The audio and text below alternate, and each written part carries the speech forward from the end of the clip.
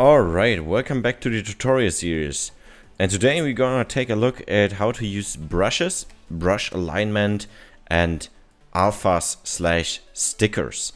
Also how you can import your custom images, textures, stickers, alphas, whatever. So as you can see here, I already did some stuff to the skin with some alphas right here. And now we're gonna reword all of this and we're gonna go step by step into how to do this. Alright, so to paint I usually tend to create a folder, to paint, just for the better sorting. And let's take a look on how we can paint. So for this I'm gonna create a fill layer at first to show you what this does. A fill layer essentially is overwriting everything you have done below it. Besides the normal and the height channel, but everything else on the default values is getting overwritten. But so when you add a paint layer, it comes with all the channels activated, and so I'm just gonna deactivate them for now, and just leaving metal, rough, and color. And with this paint layer, for example, right here, I'm gonna make a foundation of the skin. So I'm gonna turn this black and say it should be a little bit reflective, but not too much. Yeah, just like this, just like the basic value or something like this. So we still have the light reflection somewhere, but it isn't super glossy like this. You can see totally the difference between this. So I'm gonna put this back to like 0.28, something like this. Alright, so now we get a black skin. And now let's say we want to paint something on it. So what you could do is either add a empty layer, or now when you add the empty layer and you see symmetry and all that stuff pops up, or you create a new fill layer and work with masks. And I personally like to work with masks a lot because you can do a lot of stuff with it and still have basically almost the same effect. But when it comes to directly painting stickers, you should use a empty layer. I'm going to show you this later on. Alright, so I created another fill layer. So I'm going to deactivate the channels again to save also on performance. And here I'm going to make the roughness super glossy. And since this is some gray or white paint, I'm just going to leave it like this. We now can go here with right click and create a black mask on this layer.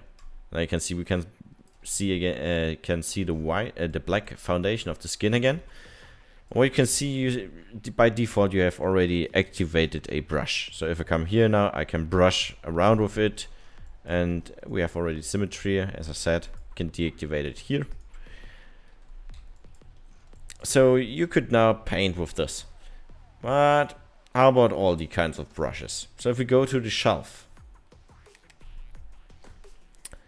you can see if we go to brushes, there you have a lot of different brushes. You can import custom ones in here as well. They should usually be all just enough for you to work with. So next thing when you paint, which makes it a little bit easier, is also changing the perspective. So up here or with the F5 or F6 key, you can switch between the orthographic and the perspective view. So in the orthographic, you can see you have the view like this. So you have less, depth information, which makes it easier to paint in locked camera settings like this. You can see the difference quite well right here. So the difference between orthographic and perspective view. And you can lock your camera with shift, holding down shift and then move it around, or just move it, press shift one time while moving it, and then it's locked. And you can stop moving it. Alright, so let's say we want to paint something on here. So you have two options. You can go to split screen mode with the F1 key, for example, and then paint on the 2D view, and it will keep the symmetry as well. So now we painted this line right here, and you can see it isn't smooth. But Substance Painter also has a tool for some smooth hand-drawn lines, which is right here, called Lazy Mouse. So you see this gray and this circle around your actual brush, and this is like the drag point. So now you can see we drew just a really smooth line. You can adjust this distance of this drag circle, and then depending on how much you get, you can really play around with it. Alright, so let's switch back to the 3D view. And let's say we wanna put on some stickers or an alpha. I'm gonna deactivate the symmetry for now and the lazy mouse. And we go to the shelf into alphas.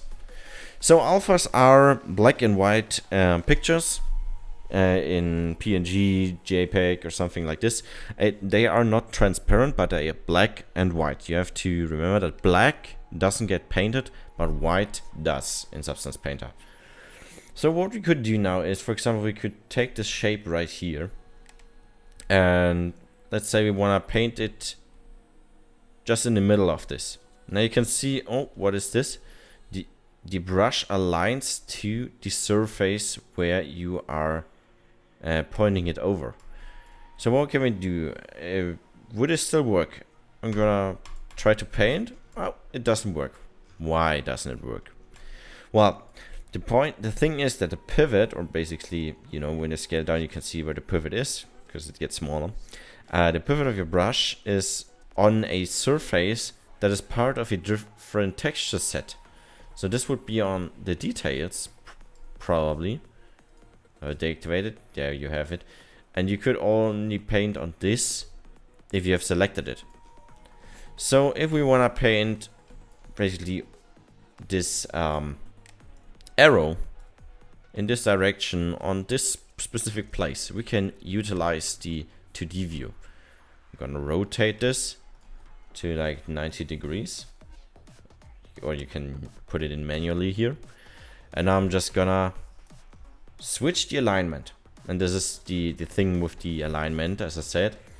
You could have different methods here. You can change it to camera, tangent rep, or UV, for example. And when you do it on the UV, you now then see that it gets smaller and bigger depending on where you aim it.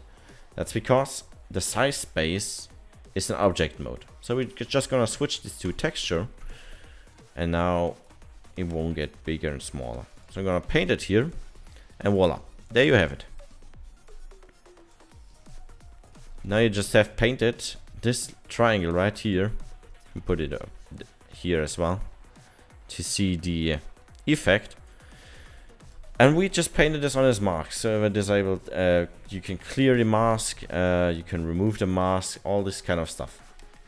Also, when you paint in 2D mode, you notice we just also painted on this little part right here, which you don't want, but that's not a big of a problem, because we can use the fill mode, the polygon fill, to just go to select the UV chunk sub mode, and then press X to say black, and we're gonna deactivate it for this part right here.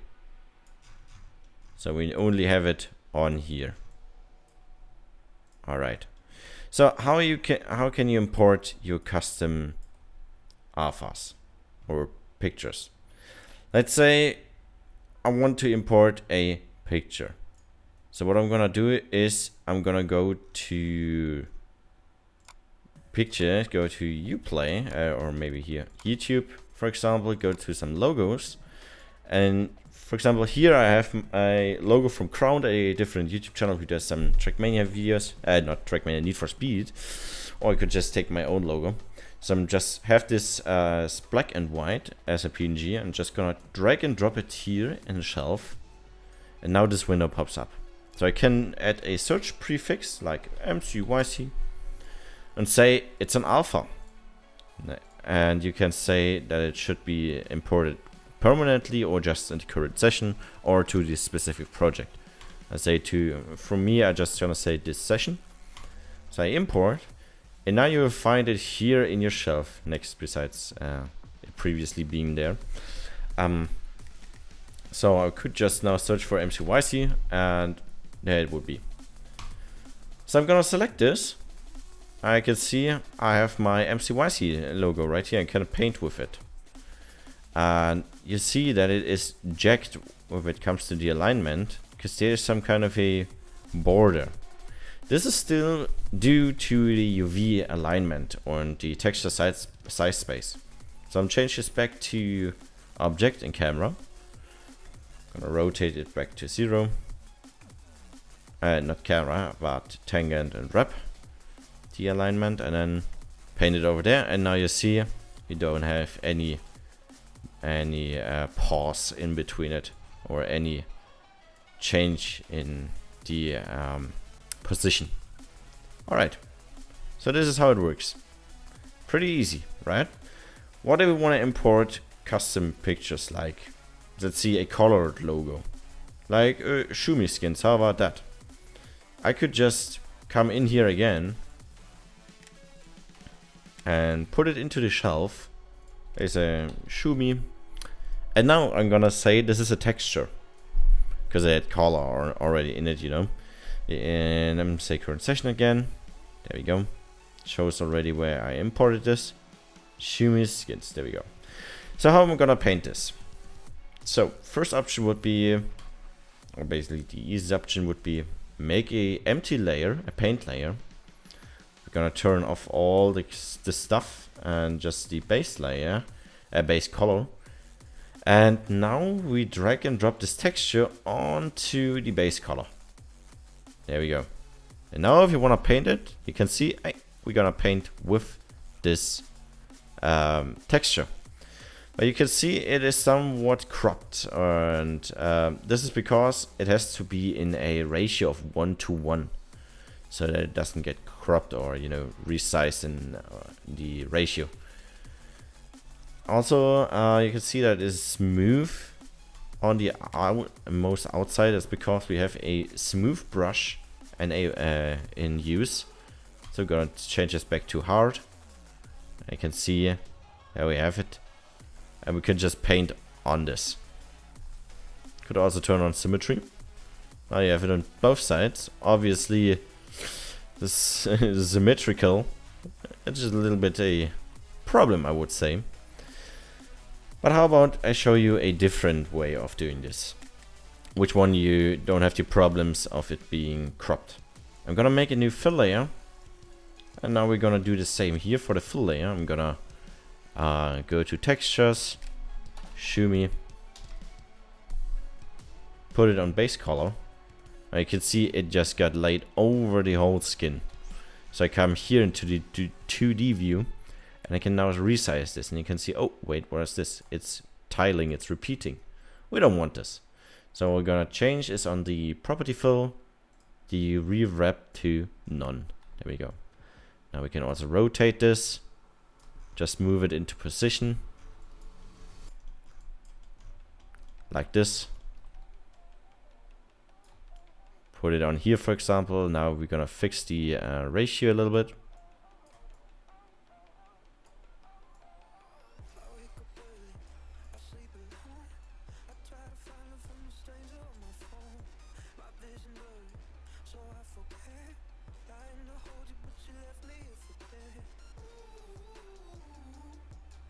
There we go. And you could do this, for example, you could now duplicate the layer. Just duplicate it. And now we're just gonna move it to the other side and rotate it. There we go. Now we have it somewhat symmetrical, some kind of, you know, it's symmetrical somewhat. But now the text actually is pretty fine. Alright, so this is how you import your custom stickers and custom images and alphas and use them. The good thing about fill layers, by the way, is you can change the color at any time later on again. So yeah, and also all these values, because it's a fill layer and we're just using masks. Alright, thanks for watching. And I hope thanks for watching, and I hope this part helped you a lot, and I hope to see you guys doing some skins in the future. Alright, see ya to the next episode. In the next episode. Bye bye.